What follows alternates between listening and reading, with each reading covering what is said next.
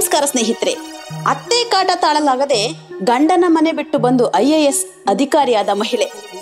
ಈ ಒಂದು ವಿಷಯದ ಬಗ್ಗೆ ಮಾಹಿತಿಯನ್ನ ನೀಡ್ತೀನಿ. ನಾನು ನಿಮ್ಮ ಮಂಜುಳಾ. ಅದಕ್ಕಿಂತ ಮುಂಚೆ ನೀವಿನ್ನು ನಮ್ಮ ಕರ್ನಾಟಕ ಕನ್ನಡ ಯೂಟ್ಯೂಬ್ ಚಾನಲ್ಗೆ ಸಬ್ಸ್ಕ್ರೈಬ್ ಆಗಿಲ್ಲ ಅಂದ್ರೆ ಸಬ್ಸ್ಕ್ರೈಬ್ ಆಗಿ. ಹಾಗೆ ಈ ಒಂದು ವಿಷಯದ ಬಗ್ಗೆ ನಿಮ್ಮ ಅನಿಸಿಕೆಗಳನ್ನ ಕಮೆಂಟ್ ಮೂಲಕ ನಮಗೆ ತಿಳಿಸಿ. ಆದಷ್ಟು ವಿಡಿಯೋನ ಶೇರ್ ಮಾಡಿ. ಎಲ್ಲ ಹೆಣ್ಮಕ್ಳು ಸ್ಫೂರ್ತಿದಾಯಕವಾಗಿರೋರು ಈ ಸವಿತಾ ಪ್ರಧಾನ್ ಅವರು.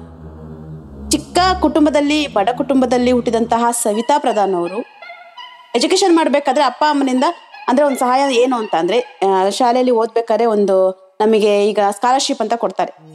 ಆದ್ರೆ ಇವ್ರ ತಂದೆ ತಾಯಿ ಸ್ಕಾಲರ್ಶಿಪ್ಗೋಸ್ಕರನೇ ಈ ಸವಿತಾ ಪ್ರಧಾನ್ ಅವ್ರನ್ನ ಸ್ಕೂಲಿಗೆ ಕಳಿಸ್ತಾ ಇದ್ರು. ಯಾಕೆ ಅಂತ ಅಂದ್ರೆ ಎಜುಕೇಶನ್ ಜೊತೆಗೆ ನಮ್ಮ ಸಂಸಾರನು ಸಹ ಸಾಗುತ್ತೆ ಅನ್ನೋದಕ್ಕೋಸ್ಕರ ಅವ್ರನ್ನ ಶಾಲೆಗೆ ಕಳಿಸ್ತಾ ಇದ್ರು. ಅಷ್ಟು ಬಡ ಕುಟುಂಬದಲ್ಲಿದ್ದಂತಹ ಸವಿತಾ ಪ್ರಧಾನ್ ಅವರು ತಮ್ಮ ಪ್ರೈಮರಿ ಸ್ಕೂಲ್ ಮುಗಿಸಿ, ಹೈಸ್ಕೂಲ್ ಮುಗಿಸಿ, ಫಸ್ಟ್ PU ಸೆಕೆಂಡ್ PUC ಮುಗಿಸಾದ್ಮೇಲೆ ಒಂದು ಒಳ್ಳೆ ಪ್ರಪೋಸಲ್ ಬರುತ್ತೆ. ತುಂಬಾ ಬಡವರಾದಂತ ಅಪ್ಪ ಅಮ್ಮ ತಮ್ಮ ಮಗಳ ಜೀವನ ಎಲ್ಲೋ ಒಂದ್ ಕಡೆ ಚೆನ್ನಾಗುತ್ತೆ ಅನ್ನೋ ಆಸೆಯಿಂದ ಬೇಗ ಮದುವೆಯನ್ನ ಮಾಡ್ಕೊಟ್ಬಿಡ್ತಾರೆ. ಮದುವೆ ಆದ ನಂತರ ತನ್ನ ಗಂಡ ಅತ್ತೆ ಅವ್ರು ವರ್ಷನ ಶುರು ಮಾಡ್ಬಿಡ್ತಾರೆ. ಮದುವೆಯಾಗಿ ಒಂದೇ ವಾರ ಅಷ್ಟೇ. ಅದಾದ್ಮೇಲೆ ನೀನು ಚಿಕ್ಕ ಕುಟುಂಬದಿಂದ ಬಂದಿರೋಳು, ಬಡ ಕುಟುಂಬದಿಂದ ಬಂದಿರೋಳು, ಅಷ್ಟು ತಿಂತೀಯಾ ಇಷ್ಟು ತಿಂತೀಯಾ ಅಂತ ಕಾಟ ಕೊಡೋಕ್ ಶುರು ಮಾಡ್ಬಿಡ್ತಾರೆ ಸವಿತಾ ಪ್ರಧಾನ್ ಅವರ ಅತ್ತೆ, ಜೊತೆಗೆ ಗಂಡನು ಕೂಡ. ಹಾಗಿರುವಾಗ್ಲೇ ಪರವಾಗಿಲ್ಲ, ಎಲ್ಲವನ್ನು ಸಹಿಸ್ಕೊಂಡು ಅಷ್ಟು ಬಡ ಕುಟುಂಬದಿಂದ ಬಂದಿರೋಳಿಗೆ ಈ ಒಂದು ಸಮಸ್ಯೆಗಳು, ಈ ಒಂದು ಮಾತುಗಳೇನು ಹೊಸ್ತೇನಲ್ಲ ಅಂತ ಸಹಿಸ್ಕೊಂಡು ಸಂಸಾರ ಮಾಡ್ತಾ ಇರ್ತಾರೆ ಸವಿತಾ ಪ್ರಧಾನ್ ಅವರು. ಇದ್ರ ಜೊತೆಗೆ ಇಬ್ರು ಗಂಡ್ಮಕ್ಳು ಸಹ ಆಗ್ತಾರೆ. ಆದ್ರೂ ಬದಲಾಗದೆ ಇರುವಂತಹ ಅತ್ತೆ ಮತ್ತೆ ಗಂಡ ಇವ್ರಿಗೆ ಕಾಟ ಕೊಡೋಕೆ ಶುರು ಮಾಡ್ತಾನೆ ಇರ್ತಾರೆ. ಇನ್ನೂ ಜಾಸ್ತಿ ಮಾಡ್ತಾ ಇರ್ತಾರೆ. ಏನಾದ್ರೂ ಮಾಡ್ಲಿ ಇವ್ರು, ಯಾಕೆ ಅಷ್ಟೊಂದು ಕಾಟ ಕೊಡ್ತಿದ್ರು ಅಂತ ಅವರ ಗಂಡಂಗೆ ಮತ್ತೆ ಅತ್ತೆಗೆ ಏನಾಗಿರುತ್ತೆ ಅಂತ ಸವಿತಾ ಪ್ರಧಾನ್ ಅವ್ರಿಗೆ ಗೊತ್ತಿರಲ್ಲ. ಆದ್ರೂ ಸಹಿಸ್ಕೊಂಡು ಹೋಗ್ತಾ ಇರ್ತಾರೆ. ಒಂದಿನ ಇವ್ರು ಕೊಡೋ ಕಾಟನ ತಡಿಯೋಕ್ ಆಗದೆ ಇರೋಷ್ಟು, ಎಷ್ಟು ಕಾಟ ಅಂತ ಅಂದ್ರೆ ಊಟಕ್ಕೆ ಕೂತ್ಕೊಂಡಾಗ ಅವ್ರು ಊಟ ಮಾಡಿ ಇವಳಿಗೆ ಅನ್ನ ಇರಬಾರ್ದು ಅನ್ನೋದಕ್ಕೋಸ್ಕರ ಮತ್ತೆ ಮತ್ತೆ ಹಾಕಿಸ್ಕೊಂಡು ಊಟ ಮಾಡಿ ಖಾಲಿ ಮಾಡ್ತಾ ಇದ್ರಂತೆ. ಪಾಪ ಸವಿತಾ ಪ್ರಧಾನ್ ಅವ್ರ ಹೊಟ್ಟೆಗೆ ಹಸಿವು. ಏನ್ ಮಾಡ್ತಾರೆ, ಎಷ್ಟೋ ಸರ್ತಿ ಚಪಾತಿ ಮಾಡುವಾಗ ತಮ್ಮ ಬಟ್ಟೆ ಒಳಗಡೆ ಮುಚ್ಚಿಟ್ಕೊಂಡು ಚಪಾತಿನ ಹೋಗಿ ಬಾತ್ರೂಮ್ ಅಲ್ಲಿ ತಿಂತಾ ಇದ್ರಂತೆ. ಅಷ್ಟು ಕಾಟ ಕೊಡ್ತಾ ಇದ್ರಂತೆ ಗಂಡ ಮತ್ತೆ ಅತ್ತೆ. ಆದ್ರೂ ಸಹ ತನ್ನ ಮಕ್ಕಳಿಗೋಸ್ಕರ, ಸಂಸಾರಕ್ಕೋಸ್ಕರ ಸಹಿಸ್ಕೊಂಡಿದ್ದವರು ಒಂದು ದಿನ ಅವ್ರ ಕಾಟ ಸಹಿಸ್ಕೊಳಕ್ಕೆ ಆಗದೆ ಇರುವಂತ ಸಮಯದಲ್ಲಿ ರೂಮ್ಗೆ ಹೋಗಿ ಒಂದು ಹಗ್ಗವನ್ನ, ಕುಣಿಕೆಯನ್ನ ಕೊಳ್ಳೆಗೆ ಹಾಕೋತಾರೆ. ಸಾಯೋ ಪರಿಸ್ಥಿತಿ ನನಗೆ ಬಂದಿದೆ, ನಾನು ಸಾಯ್ಲೇಬೇಕು, ಇಷ್ಟು ಕಾಟನ ತಡೆಯೋಕೆ ಆಗೋದೇ ಇಲ್ಲ ಅಂತ ಹೇಳಿ ಅವ್ರು ನೇಣಾಕಣಕ್ ಹೋದಾಗ ಕಿಟಕಿಯಿಂದ ಅವ್ರ ಅತ್ತೆ ನೋಡ್ತಾರಂತೆ. ನೋಡಿದವರು ಅಯ್ಯೋ ಯಾಕೆ ಹಿಂಗ್ ಮಾಡ್ಕೋತಿದ್ಯಾ ಬಿಡು ಅಂತಾನು ಹೇಳಲ್ವಂತೆ. ಮುಖ ನೋಡಿ ಸೀದಾ ಸುಮ್ನೆ ಹೋಗ್ತಾರಂತೆ. ಅವಾಗ ಸವಿತಾ ಪ್ರಧಾನ್ ಅವ್ರಿಗೆ ಅನ್ಸುತ್ತಂತೆ, ನಮ್ಮ ಅತ್ತೆ ಕರಗುವ ಮನಸ್ಸಿದ್ದಿದ್ರೆ ಈಗೆಲ್ಲ ಮಾಡ್ಕೋಬೇಡ ಅಂತ ಒಂದು ಮಾತಾದ್ರೂ ಹೇಳ್ತಿದ್ರು. ಇವ್ರು ಕಲ್ಲು ಮನಸ್ಸಿನ ಜನ. ನಾನು ಇವ್ರ ಜೊತೆ ಇದ್ರೆ ನಮ್ಮ ಮಕ್ಳಿಗೂ ಸಹ ಜೀವನ ಮುಂದೆ ಇವ್ರು ರೂಪಿಸೋಲ್ಲ, ಏನಾದ್ರೂ ಬೀದಿ ಪಾಲ್ ಮಾಡ್ಬಿಡ್ತಾರೆ ನನ್ನ ಮಕ್ಳನ್ನ ಅನ್ನೋದಕ್ಕೋಸ್ಕರ ಆ ಇಬ್ರು ಗಂಡು ಮಕ್ಳನ್ನ ಕರ್ಕೊಂಡು ಮನೆ ಬಿಟ್ಟು ಹೊರಗಡೆ ಬರ್ತಾರೆ ಸವಿತಾ ಪ್ರಧಾನ್ ಅವರು.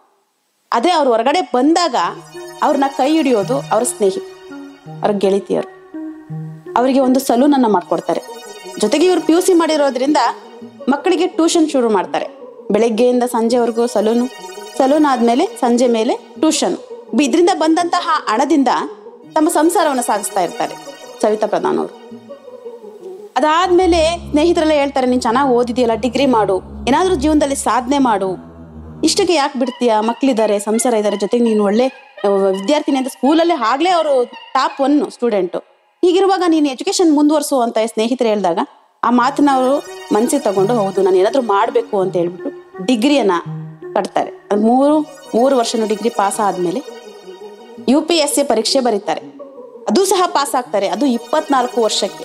ಅಷ್ಟು ಚಿಕ್ಕ ವಯಸ್ಸಿಗೆ ಪರೀಕ್ಷೆಯನ್ನ ಪಾಸ್ ಆಗಿ ಒಂದು ಒಳ್ಳೆ ಹುದ್ದೆಗೆ ಹೋದಾದ್ಮೇಲೆ ಅವ್ರು ಮಾಡುವ ಮೊದಲೇ ಕೆಲಸ ಏನು ಅಂತಂದ್ರೆ, ತನ್ನ ಗಂಡನ ಮತ್ತೆ ಅತ್ತೆ ಮೇಲೆ ಕಂಪ್ಲೇಂಟ್ ಕೊಟ್ಟು ಅವರಿಬ್ಬರನ್ನು ಅರೆಸ್ಟ್ ಮಾಡಿಸ್ತಾರೆ. ಯಾಕೆಂದ್ರೆ ಅವ್ರು ಅಷ್ಟು ಕಾಟ ಕೊಟ್ಟಿರ್ತಾರೆ.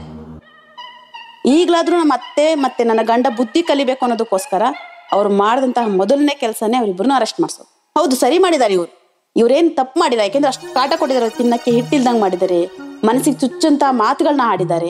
ಅಷ್ಟನ್ನೂ ಸಹಿಸ್ಕೊಂಡು ಇವರು ಈ ಮಟ್ಟಕ್ಕೆ ಬಂದು ನಿಂತು ಇವಾಗ ಇಬ್ರು ಗಂಡು ಮಕ್ಕಳನ್ನ ಸಾಕಿ ಬೆಳೆಸಿ ದೊಡ್ಡವ್ರು ಮಾಡಿ ಈಗ ಅವ್ರ ಮುಂದಿನ ಜೀವನಕ್ಕೆ ಒಂದು ಸಹಪಾಠಿಯಾಗಬೇಕು, ನನ್ನ ಲೈಫ್ ಪಾರ್ಟ್ನರ್ ಬೇಕು ಅಂತ ಒಳ್ಳೆ ಸಂಗಾತಿಯನ್ನ ಹುಡುಕೊಂಡು ತುಂಬಾ ಚೆನ್ನಾಗಿ ಜೀವನವನ್ನ ಮಾಡ್ತಾ ಇದ್ದಾರೆ. ಹಾಗೆ ಇಬ್ರು ಮಕ್ಕಳು ಈಗ ಕಾಲೇಜಿಗೆ ಹೋಗ್ತಾ ಇದ್ದಾರೆ.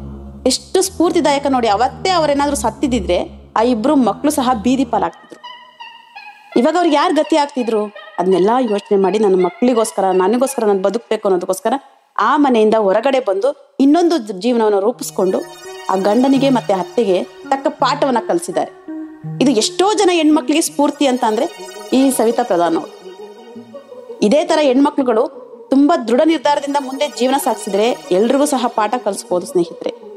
ಈ ಒಂದು ವಿಷಯದ ಬಗ್ಗೆ ನಿಮ್ಮ ಅನಿಸಿಕೆಗಳನ್ನ ಕಮೆಂಟ್ ಮೂಲಕ ನಮಗೆ ತಿಳಿಸಿ. ಮತ್ತಷ್ಟು ವಿಡಿಯೋಗಳನ್ನ ನಾನು ನಿಮ್ ಕಣ್ಮುಂದೆ ತರ್ತೀನಿ. ನಾನು ನಿಮ್ಮ ಪ್ರೀತಿಯ ಮಂಜುಳ. ನಾನಿನ್ನ ಬರ್ತೀನಿ. ನಮಸ್ಕಾರ.